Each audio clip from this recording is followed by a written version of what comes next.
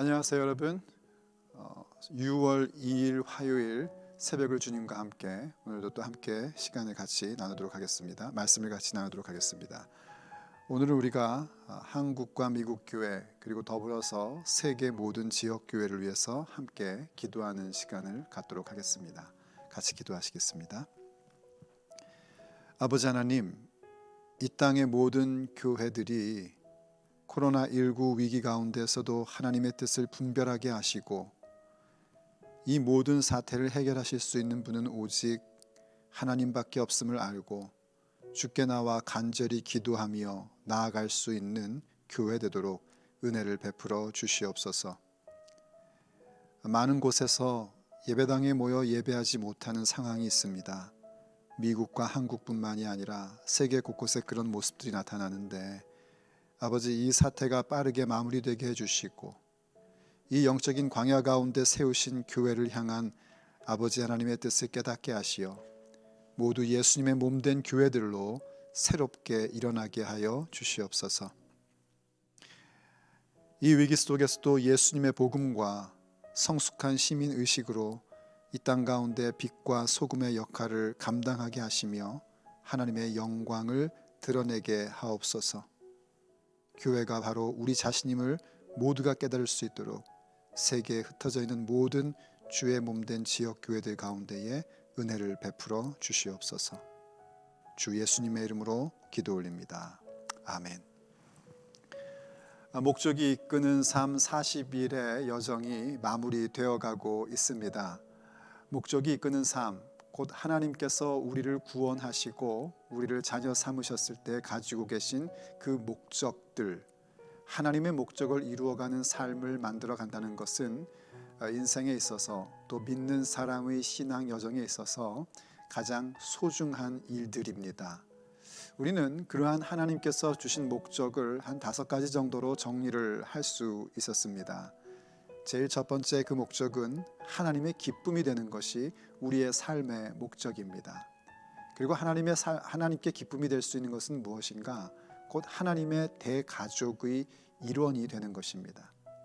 하나님의 기쁨이 되어 하나님 나라의 대가족의 일원이 되는 그 모습은 가족 된 것으로 끝나는 것이 아니라 세 번째 목적, 곧 그리스도를 닮아가는 삶으로 이어지게끔 되어 있습니다.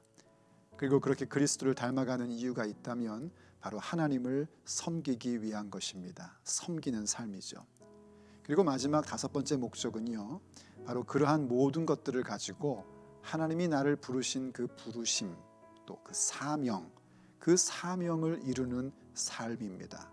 그것이 바로 목적이 이끄는 삶이라고 할 수 있습니다. 이번 주간 우리가 아시다시피 바로 그렇게 사명을 위해 우리가 부르심을 받았고 사명을 위해 살아가는 것이 하나님께서 우리에게 주신 목적임을 함께 살펴보고 있습니다. 그 가운데 오늘 우리가 보고자 하는 것은 삶의 메시지를 나누는 부분입니다. 바로 37번째 시간입니다. 그 본문을요, 이 부분으로 함께 나누고 싶습니다. 고린도 후서 5장 19절 말씀입니다.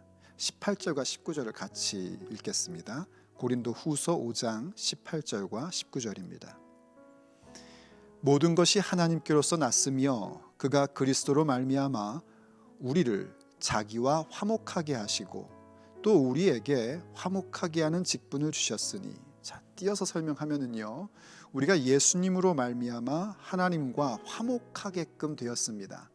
하나님의 목적이 우리 가운데 이루어진 겁니다. 기쁨이 되었고 대가족이 되었고 그리스도를 닮아갈 수 있는 그런 놀라운 사건이 이루어지게 된 것이죠. 그런데 그렇게 하시고 또 무엇을 하셨는가? 우리에게 화목하게 하는 직분을 주셨다는 겁니다. 사명을 이렇게 주신 겁니다. 19절, 곧 하나님께서 그리스도 안에 계시사 세상을 자기와 화목하게 하시며 그들의 죄를 그들에게 돌리지 아니하시고 화목하게 하는 말씀을 우리에게 부탁하셨느니라 하고 말씀해 주고 있습니다. 바로 하나님께서 우리에게 사명을 주셨는데 예수 그리스도의 복음으로 하나님과 이 세상이 화목하게 되는 그 놀라운 말씀을 전달하는 그런 사명을 우리에게 주신 것입니다. 우리가 사명 혹은 소명 이러한 부분들을 생각할 때에 아주 중요한 세 가지 부분을 생각을 할 수가 있습니다. 하나는 우리가 예수 그리스도를 따르는 삶으로 부르심을 받았고 그게 우리의 인생의 사명이라는 사실입니다. 또 두 번째로는 예수님과 더불어 사귐이 있는 삶이 우리를 부르신 부르심이요 또한 사명입니다. 그리고 세 번째로는 땅끝까지 이르러 예수님의 복음의 증인이 되는 것입니다. 이러한 모든 것들이 바로 우리로 하여금 증인된 삶을 살게 하는 것이고 하나님께서 기뻐하시는 삶, 곧 주의 메시지, 사명을 감당하는 삶으로 나아가게끔 만들어줍니다. 자, 이러한 일들이 우리에게 어떻게 일어나는가? 내 삶에 예수님을 만나는 체험과 더불어 주님으로부터 사명을 받는 체험으로 시작을 합니다. 그리고 그러한 체험은 체험으로 끝나면 안 됩니다. 반드시 이 부분은 가르침의 부분으로 뭔가 교훈을 받는 부분으로 가야지 되고 그 교훈을 받으면서 동시에 우린 그것에 대한 거룩한 열정을 갖게끔 되어 있습니다. 그러면 너무나 당연하게 복음의 삶이 되고 복음의 증인이 되는 하나님이 주신 사명을 내 삶의 메시지로 전달할 수 있는 자가 되는 것입니다. 삶의 메시지를 나누기라는 토픽이니까 제가 제 이야기를 나누는 것을 용서하고 들어주십시오. 벌써 오래전 얘기니까요. 1997년 그리고 8년에 있었던 일입니다. 저는 그때 당시 전도사였습니다. 전도사였지만 그 시즌에 교회에서 풀타임으로 사역을 하지 않고 파타임을 하면서 주중에는 제가 일을 하고 있었습니다.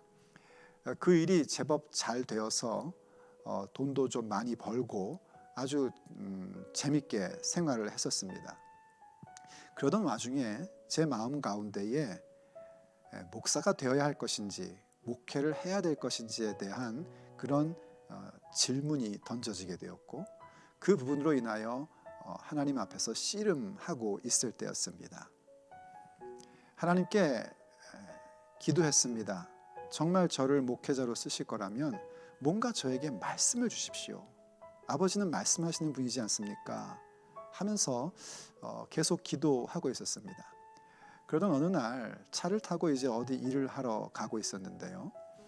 갑자기 마음속에 이사야 58장 11절을 봐라 하는 어떤 그 강한 감동이 저에게 오는 겁니다.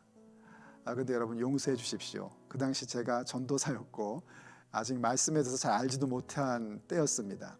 저는 그 말씀이 그런 말씀인 줄 알았습니다. 내 생각은 네 생각과 다르고 나의 길은 너의 길과 다르다 하는 말씀으로 착각을 하고 있었습니다.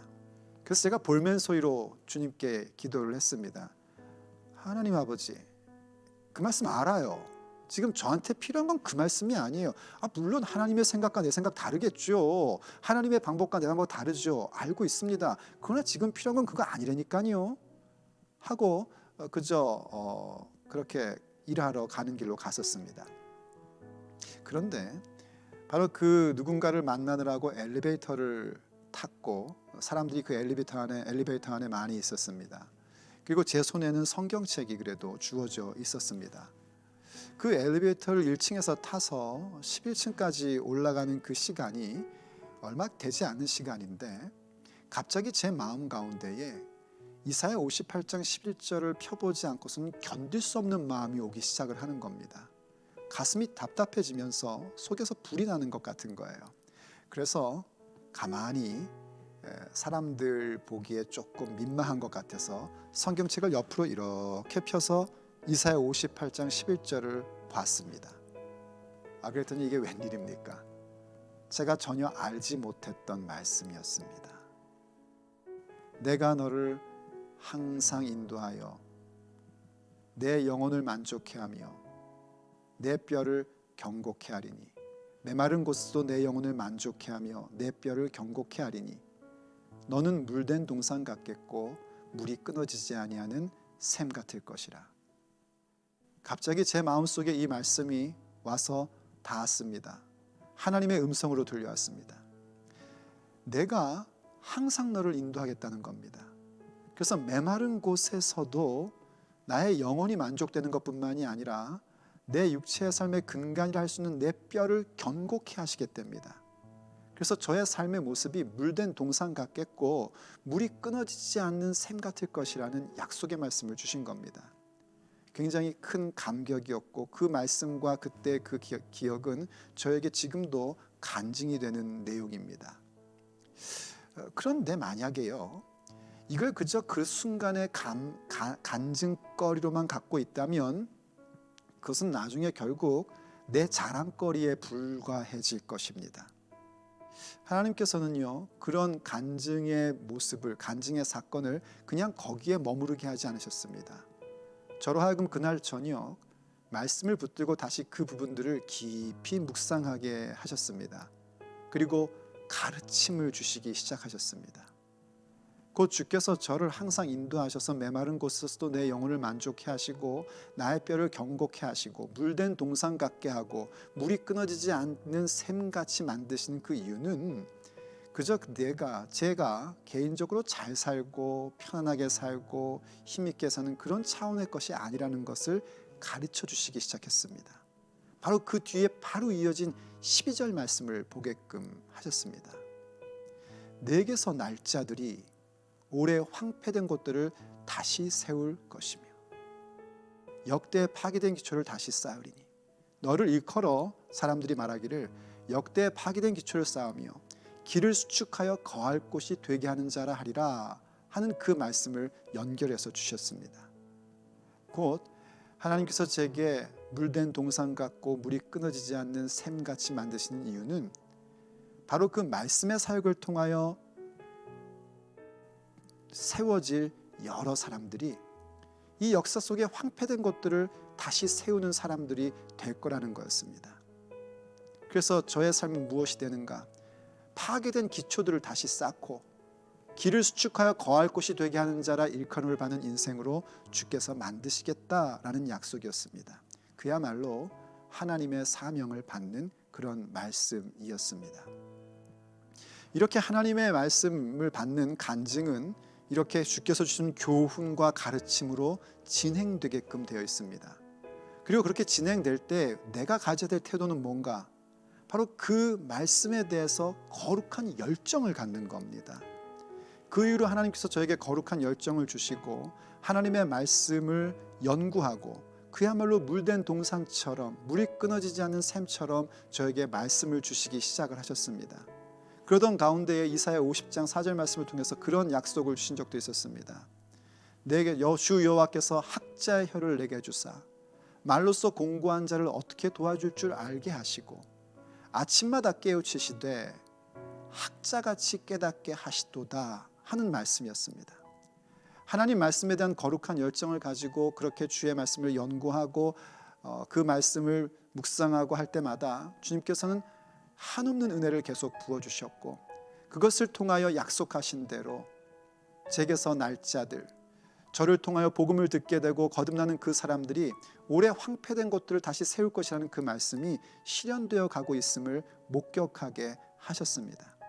그래서 그 모습은 너무나 자연스럽게 복음으로 집중되게 되었고 그리고 복음만이 그 모든 것을 가능케 하며 복음만이 내 삶의 가장 귀한 것이고 중요한 목적임을 알게끔 해주셨습니다. 이게 제가 여러분들에게 나눠드릴 수 있는 제 삶의 메시지이기도 합니다.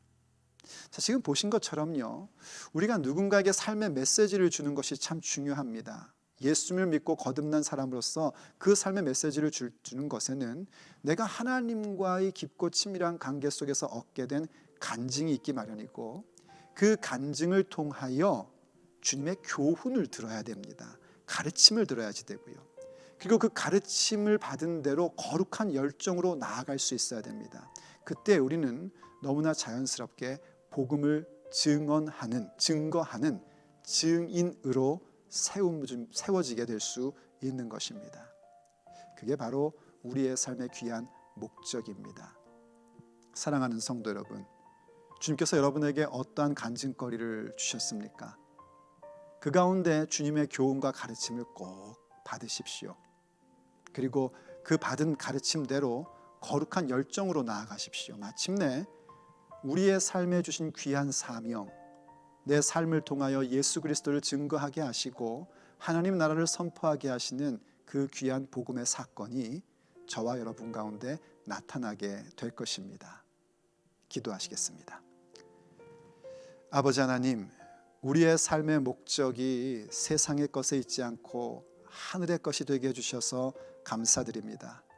우리 각각에게 주신 그 귀한 사명을 감당케 하여 주시되 우리의 삶 자체가 주님의 메시지가 되게 해주시고 그 삶의 메시지를 전달할 수 있는 우리 모두가 되게 하여 주시옵소서. 믿음의 길을 가기에 갖게 되는 여러 가지의 간증의 일들이 그저 하나의 간증거리로만 끝나는 것이 아니라 주님의 교훈을 받고 그 교훈으로 인하여 거룩한 열정을 가지며 마침내 복음의 일꾼, 복음의 증거자로 세워지는 역사 우리 모두에게 있게 하여 주시옵소서. 우리 주 예수 그리스도의 이름으로 감사하며 기도 올립니다. 아멘.